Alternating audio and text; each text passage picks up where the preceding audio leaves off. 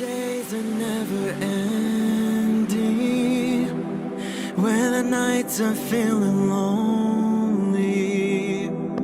There's a place that I can go, where the birds are free to roam, in the sky, flying high, over fields of green. And where the stars inside the sky, we're the last ones shining bright, pushing through the storm tonight. We'll be burning on and on and on. We're the stars inside the sky, we're the last ones shining bright, pushing through the storm tonight. We'll be burning on and on and on.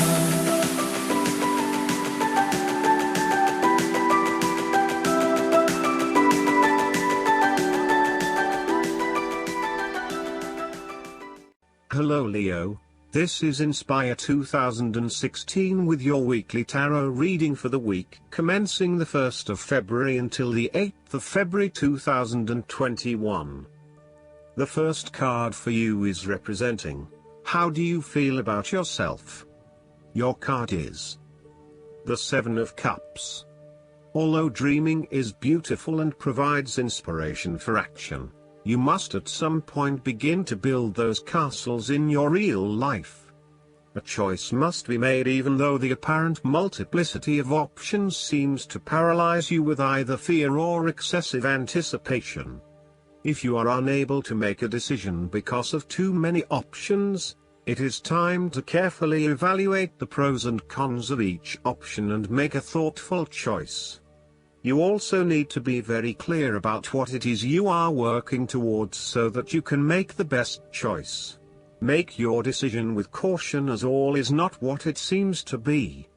Great opportunities may turn out to be major problems later on, while less enticing options may turn out to be golden opportunities. With the Seven of Cups, there is a risk of illusion. You need to separate what is real from what is illusion. Protect yourself against unclear or wishful thinking and habitual daydreaming. Oftentimes, this card shows choices and plans that have little or no basis in reality. With so many choices presented to you, it is easy to be swayed to that cup containing the snake of jealousy and cunning. Since this card is from the suit of cups, the temptation is likely to be sexual or emotional in nature. The one-night stand, the extramarital affair, and all those other things that seem innocent and pleasurable at the time they are undertaken.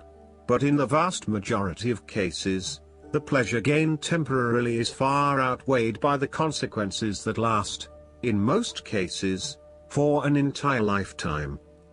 The second card for you is representing, what do you want most right now? Your card is the Seven of Swords. What do you want most right now is doing something in secret, hoping that you are safe and undiscovered. Something goes awry and your secret is revealed to your embarrassment. This card therefore urges caution when attempting to use cunning or deception to gain an advantage over someone or something else. There is no question that there are times in life when it is necessary to act shrewdly or do something in secret.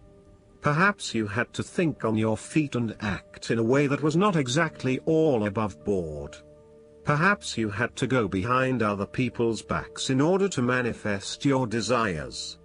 Perhaps you felt like you needed to cheat or take the easy way out. If acting shrewdly is something you must do, it is essential that you do this with a clear conscience and you are fully aware of the potential consequences of your actions. Taking the easy path is not always the best path, and sometimes you just have to exert a decent amount of effort to achieve what you want. You may be tempted to sneak away from a particular situation that is not working for you anymore, rather than dealing with it head-on. As you do not feel ready to deal with the issues, you are aiming for a solution where you can just escape and not have to worry about it all. Are you trying to run away from commitment, responsibility, hard work or love? You may be procrastinating, letting problems slip and become worse because you do not want to deal with them. Sometimes you just have to face what has to be faced. So, the question is this realistic? Will this escape really accomplish what you want to and need to accomplish? Will it address the fundamental issues at hand here? The likely answer is no, and it may simply be an easy way out for now. The third card for you is representing your fears. Your card is the Ten of Wands. You are afraid and unnecessarily holding on to this burden when you do not need to.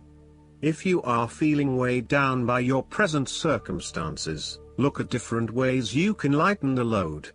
Can you delegate certain tasks and responsibilities? Are you worrying about matters that do not concern you or cannot be changed? Do not become a martyr and take on more than you can realistically handle. If you are going through a challenging time, then the Ten of Wands indicates that this time will soon pass and you will feel less of a burden weighing on your shoulders. You may be actively identifying those activities that do not bring you any value in your life, and you are starting to release yourself from these unnecessary responsibilities. You may even be going through a purging process, clearing out old clothes and selling old furniture, in order to declutter and simplify your life. You will benefit from better organization and prioritization at this time.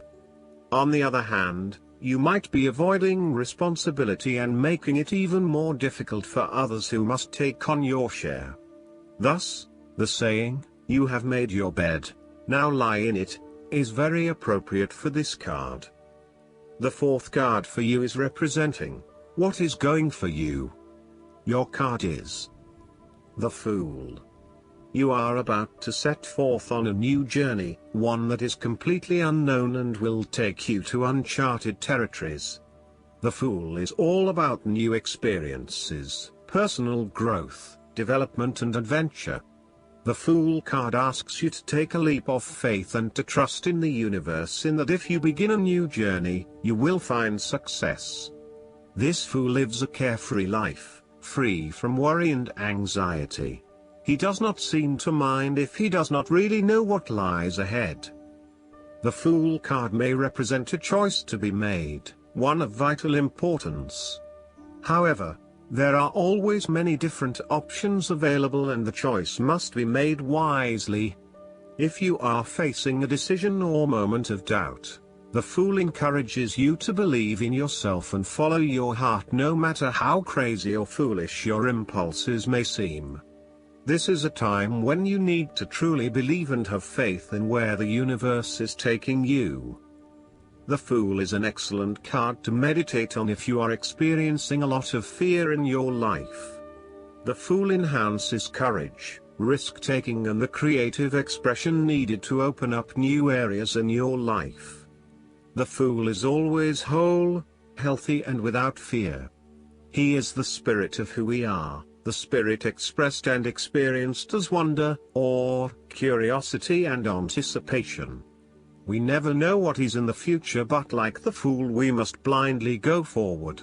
You need to trust that you are a spirit born into flesh to enjoy life and grow in experience. Take a chance and see what happens.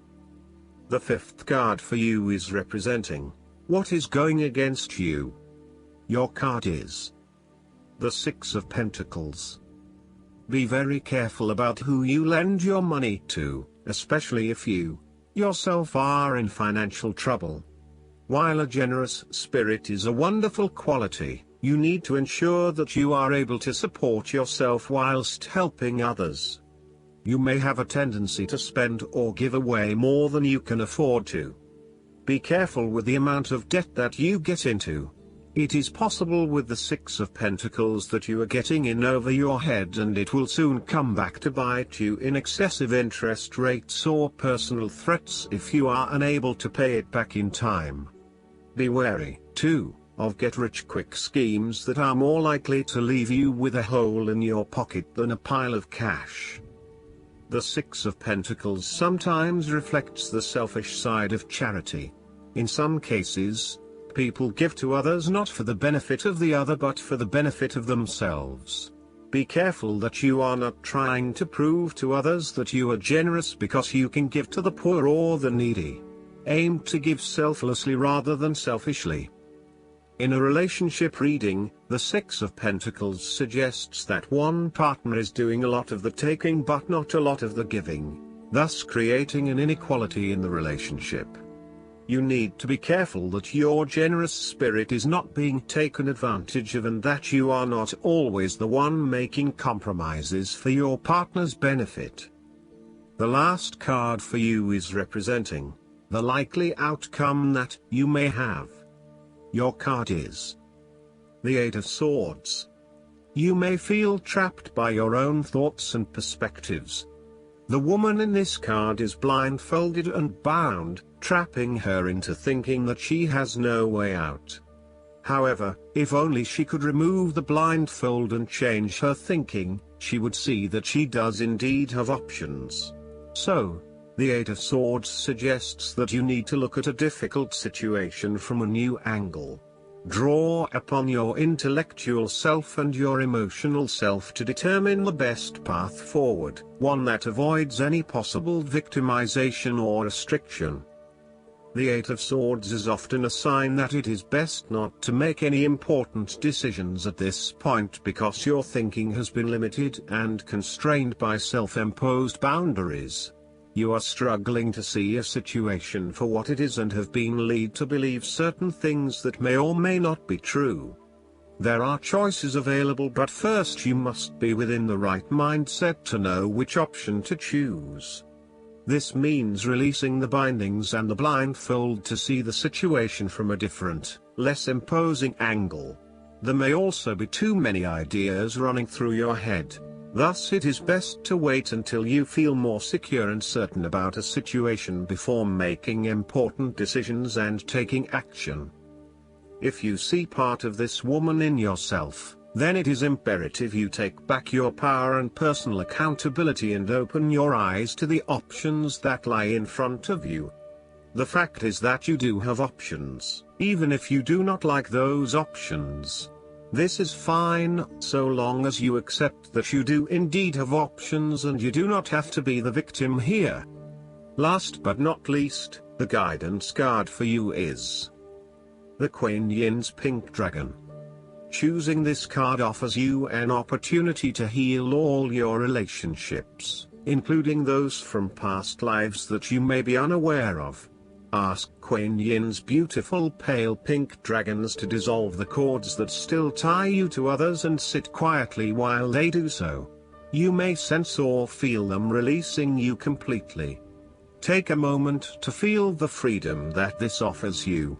These great-hearted dragons will then help you to see with eyes of love. Look for the divine in everyone and be aware of all situations from a higher understanding, knowing that Kuan Yin's gentle pink dragons are by your side. These gracious dragons will enable you to enrich your relationships and transform your friendships. They will help you to treat all people with greater respect, care and love than ever before. Remember to thank them for enhancing your life. I hope that you enjoy everything, and if you like the reading, just please click subscribe and you will get instant notifications every time we publish a new video right to your YouTube. Thanks.